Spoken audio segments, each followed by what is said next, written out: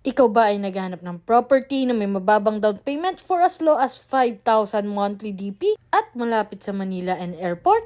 Expanded minimalist house, flood-free at may matibay na gawa? If yes, don't skip this video. This is Pau Pepito, your home search buddy. Located ito sa Barangay Santol, Tansa, Cavite at halos boundary nga lang ito ng General Trias. Approximately 15 minutes drive lang ito going to Robinson General Trias, SM Tansa at 45 to 60 minutes drive lang ito going to PITX. Few minutes drive going to school, hospital, market, worship area, commercial establishments at sa 3 major central business district dito sa Cavite. May minimum lot size ito na 44 square meters kaya naman meron tayong provision for 1 carport. At may space pa tayo sa service area na pwede mong gamitin for your future home expansion. Basic finish turnover, ang advantage nito